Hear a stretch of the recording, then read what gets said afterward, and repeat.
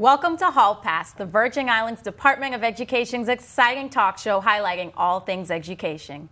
I'm your host, Jeray Ford. So April is National Poetry Month, and so poetry is in the air here at Hall Pass. From Edgar Allan Poe to T.S. Eliot to Maya Angelou, I just love poetry, and so do my guests today. We're going to be talking about poetry, the importance of it, and we're also going to talk about a recent territorial competition, Poetry Out Loud. But first, let's go to Amari Graham with this week's rundown. Hey, it's Amari Graham, and I'm back with the weekly rundown. The Department of Education is celebrating Week of the Young Child, April 10th through the 16th. All week long, schools on St. Croix and St. Thomas St. John will be celebrating your youngest learners. On Friday, April 15th, the community is invited to culminating activities on St. Croix at the Canigata Ballpark and on St. Thomas, beginning at the Emile Griffith Park. Both events kick off at 9 a.m. Happy Week of the Young Child. Well, the annual Man-Up Conference held in the territory last week provided great inspiration for students like me. This year's theme was all in, included, involved, inspired. In the St. Thomas St. John district, Sherman Brown, founder and chief empowerment officer at Aim High International, offered great advice about setting goals and achieving dreams. Students in St. Croix were motivated from entrepreneur and former commissioner of labor, Albert Bryan Jr. Check out these highlights.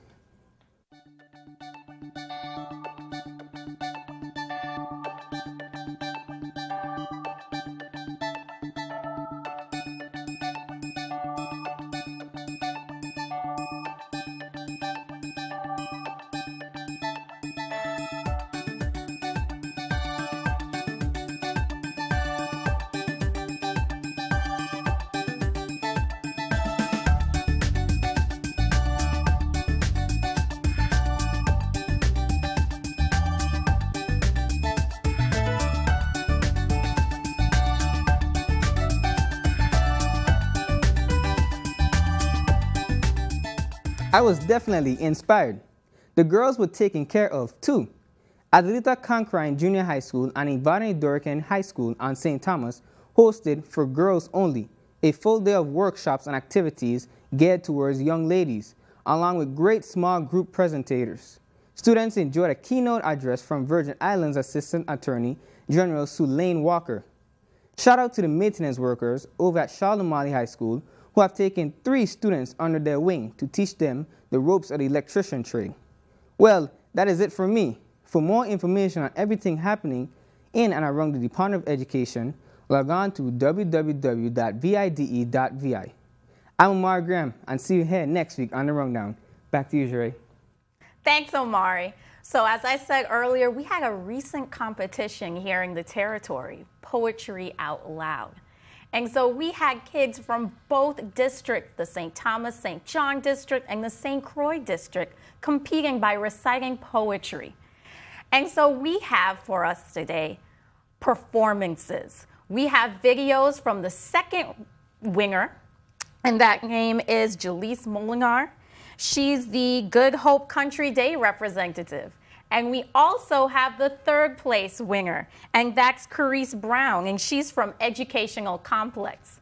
These young ladies did a fabulous job. And so when you see this video, you're going to understand that poetry just isn't about the written word, but also about the verbal. Let's take a look. Ways to Speak English by Jamila Lyscott.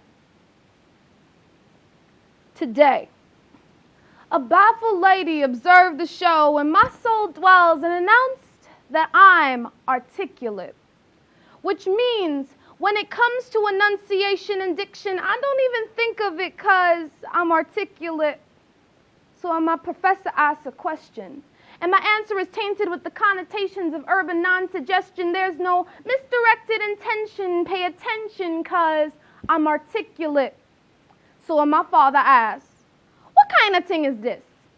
My articulate answer never goes amiss. I say, Father, this is the impending problem at hand, and when I'm on the block, I switch it up just because I can. So when my boy says, what's good with you, son, I say, I just fall out with them people what I've done. And when I'm in class, I might pause the intellectual sound and flow to ask, yo, why these books never be about my peoples? Yes, I have decided to treat all three of my languages as equal because I'm articulate. But who controls articulation?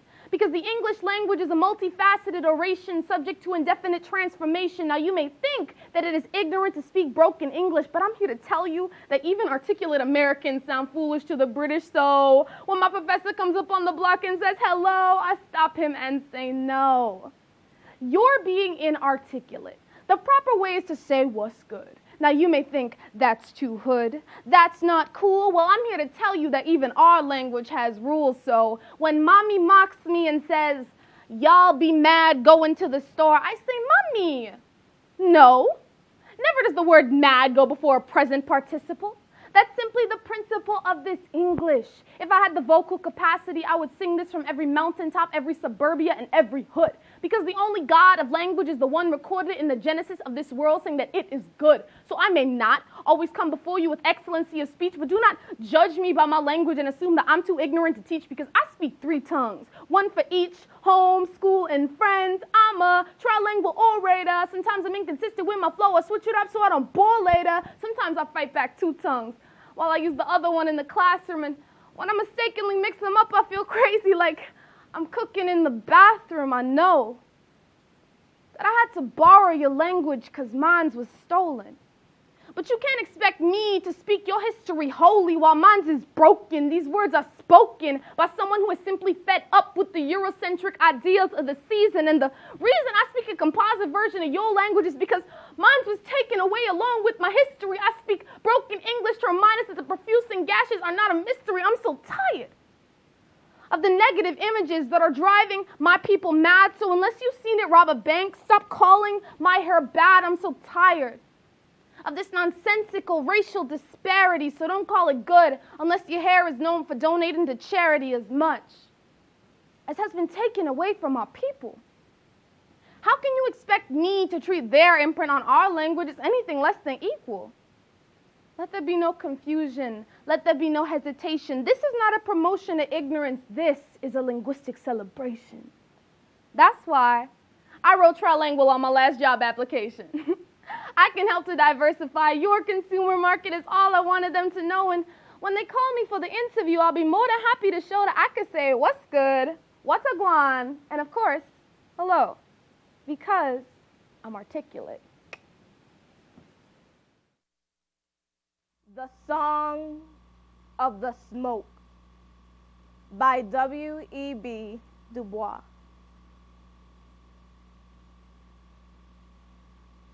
I am the smoke king.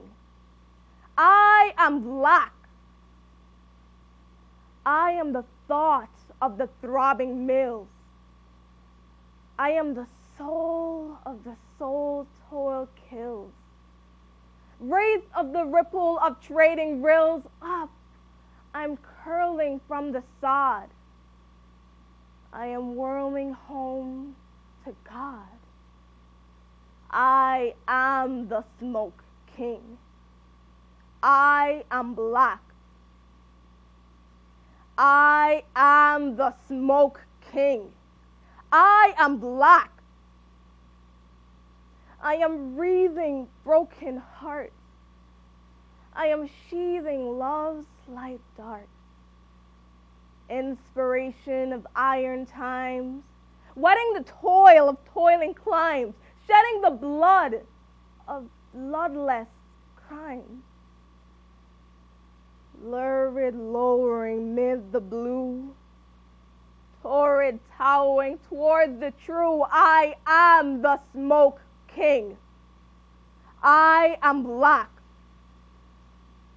I am the smoke king. I am black. I am darkening with song. I am hearkening to wrong. I will be black as blackness can. The blacker the mantle, the mightier the man. For blackness was ancient ere whiteness began. I am daubing God in night. I am swabbing hell in white. I am the Smoke King. I am black. I am the Smoke King. I am black.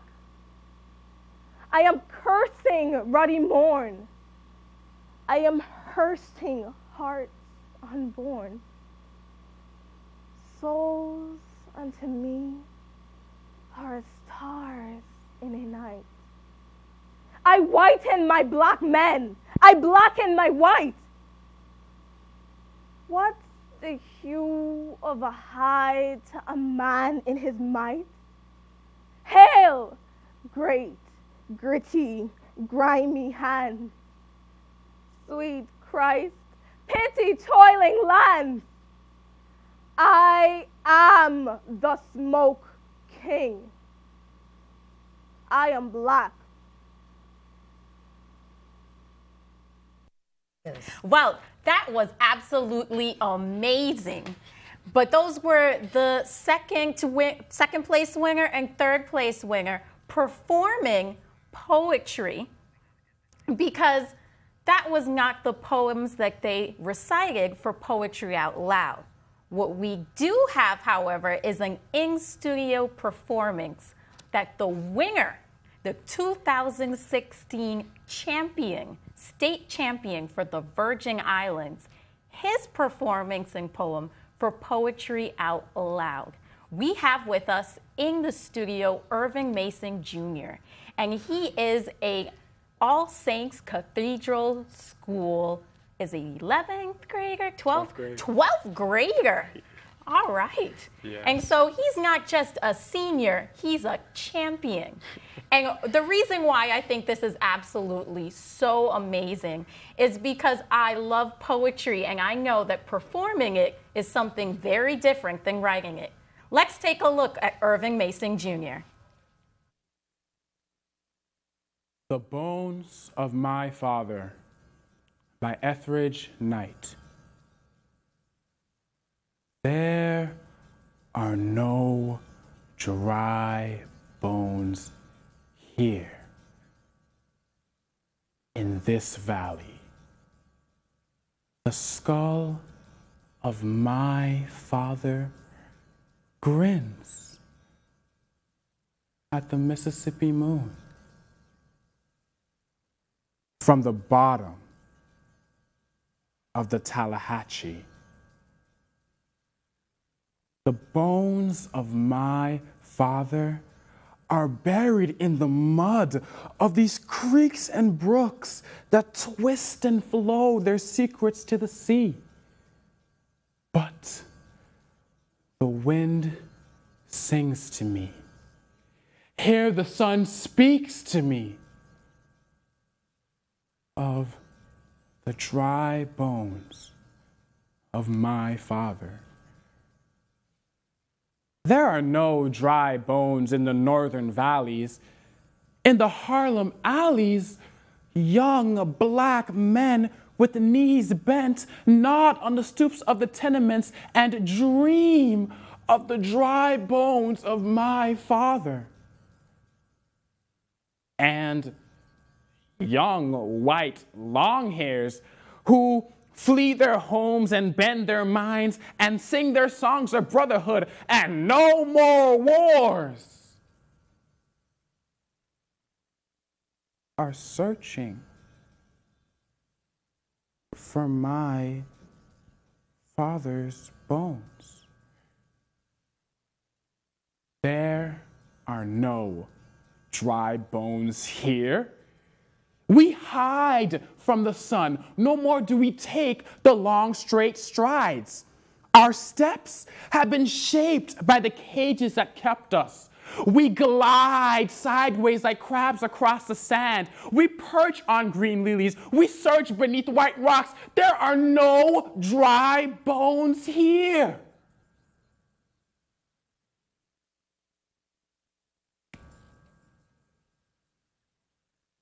The skull of my father grins at the Mississippi moon from the bottom of the Tallahatchie.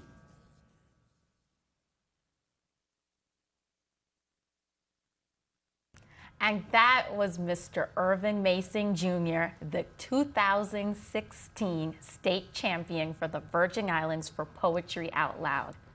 He's an All Saints School Cathedral student, like I said, but he's not here alone in the studio. We have Tasita Couch, the acting executive director for the Virgin Islands Council of the Arts, and we also have Dina Langdon, his coach and a teacher at the All Saints Cathedral School. So welcome, everyone. Thank you. Thank you for having us. Now, before we get started, because we don't have too much time, I need that hall pass. Oh, I think you might have to recite a poem, but for that hall pass. But Just for the hall pass? just for the hall pass. Well, you, sir, are the poetry expert here right now. I guess, yeah. What pretty much. made you choose the poem that you did for Poetry Out Loud? Well, the poem that I recited, what made me choose it was that I did a poem by that same author last year. I didn't want to do the same poem, but I decided to do something else that he wrote.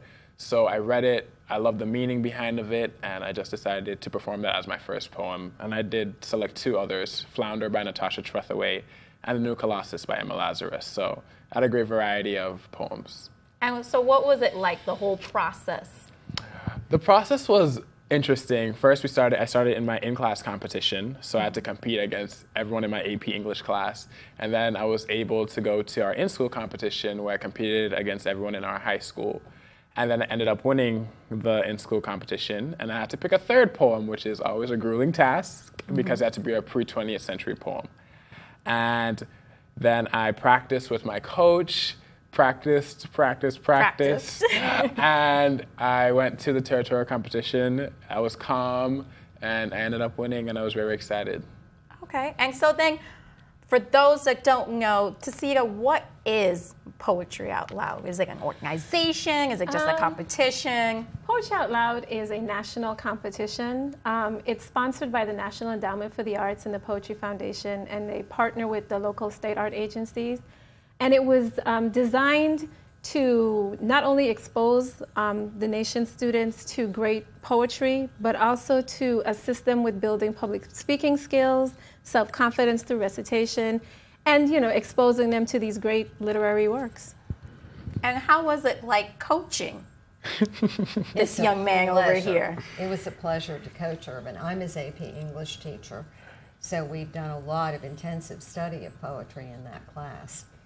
But Irvin takes direction very well, and what I do is make sure that all of the students, and I require all of them to participate, is that they really understand the poem. So they have to analyze it, they have to write about it, they have to be able to explain it, and I tell them don't even start to memorize it until you really get it.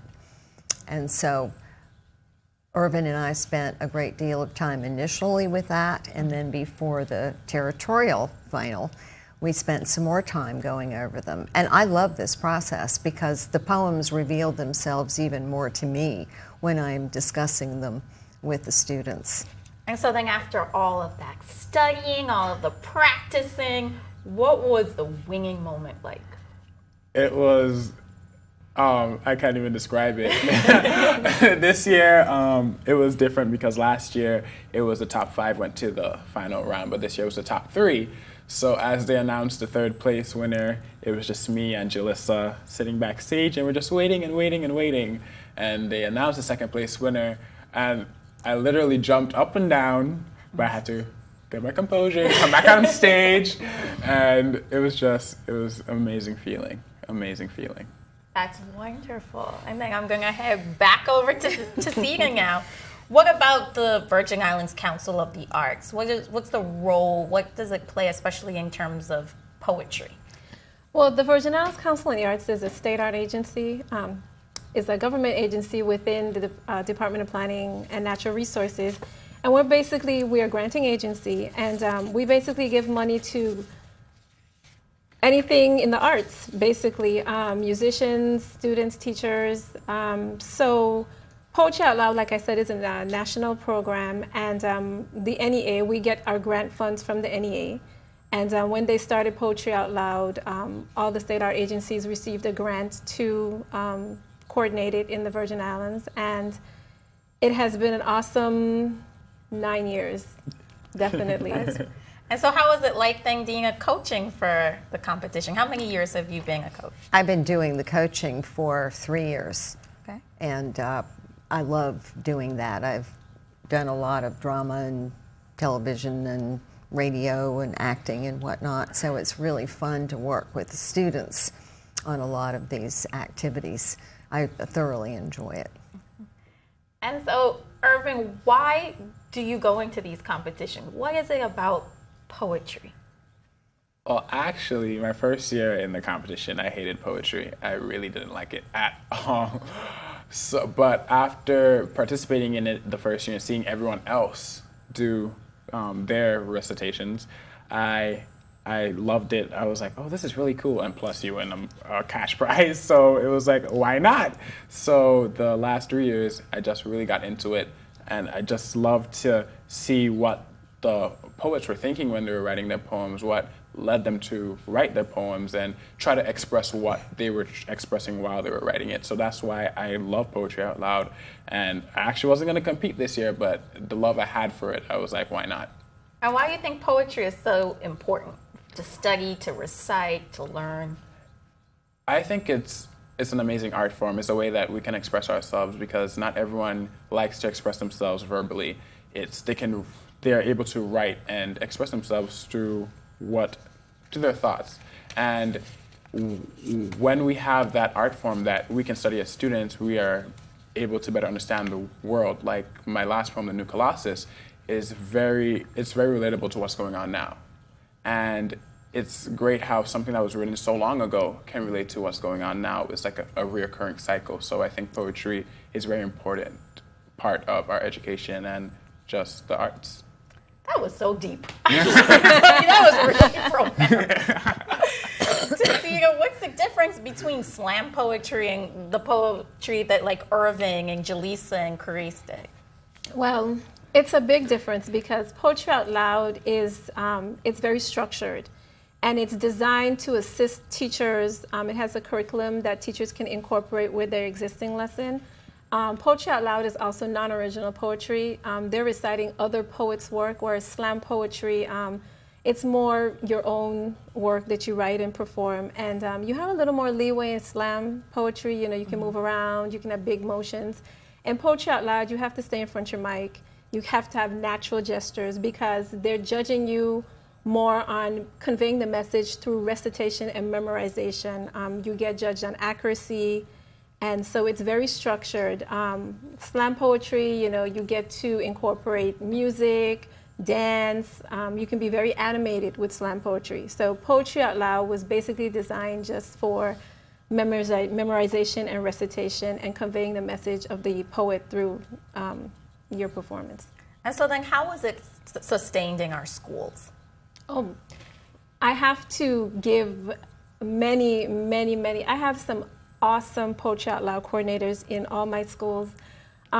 We have all the public schools that are participating, and we have most of the private schools and parochial schools that participate. There's a few here and there, but they're the ones that really are the Poetry Out Loud heroes, because they are the ones that take the curriculum and teach it and get the kids prepared. I just pop in and give out money. You know, oh, you sound like you have a good job. You know, so we come and we conduct the competition and make sure everything's running in order and verify poems, because they have to recite the poems on from Poetry Out Loud anthologies. So the teachers, the students, the commissioner of education, the superintendent, they're really the reason why this program has sustained itself so much for 9 years. And every year, you know, I have to call some schools, but there's some schools that are right there waiting. When are we doing it? Let's get started. Let's get going. And so do you consider, like, let's say, rap poetry? Is that a form of poetry? Oh, definitely. I think poetry was the first rap. It's just that evolution is just taking, you know, poetry and prose, adding music, adding rhythm, adding beats, and the rapper as well as the poet, they're conveying the same message. So I definitely would think that rap is just on another level. So Dina, what do you think about rap and slam poetry, the different forms and expression? I've been to slam poetry at the University of Michigan. I enjoyed it, found it rather intriguing. And I think rap is a great combination of these art forms. But the poetry out loud poems I do like because of the range that is represented and the established poets who are there. And the most remarkable thing really about having students, and all of my students, 9th, 10th graders, all the 11th graders in speech class, and the students in my AP English class were required to do this. And what I've seen over the years is while there may be some moaning and groaning about, oh, this whole poem, you'll have to do it, when they get into it, I have seen some students who were withdrawn suddenly begin to understand the poem speaks to them. If they're doing a poem that doesn't seem right for them, I may suggest another one. When they find that right one, I have found that some of these students all of a sudden have self-confidence and they just really come alive. And there have been people saved by poetry, children, adults. And I've known of those who've happened. When I was at the Dodge Poetry Festival in New Jersey a year and a half ago, there was an entire group of poets who were warriors who were back from Afghanistan. And the only thing that helped pull them out of their shells was the poetry they wrote for each other, and they recited that. So it is remarkable what the power of poetry is, and getting a wonderful message in a short space. Well, that's wonderful. But it looks like our time has expired, our hall pass is done, and I'm going to have to see you next week. I'm your host, Jure Ford, and this was Hall Pass, the Poetry Edition. So I want to thank all of my guests. Irving, thank you so much. Thank you so much for having Dina, me. thank you so much. It's a pleasure. Tasiga, thank you so Thank you for much. having us. I mean, poetry is really important. It's a part of our life. And I'll see you next time on Hall Pass.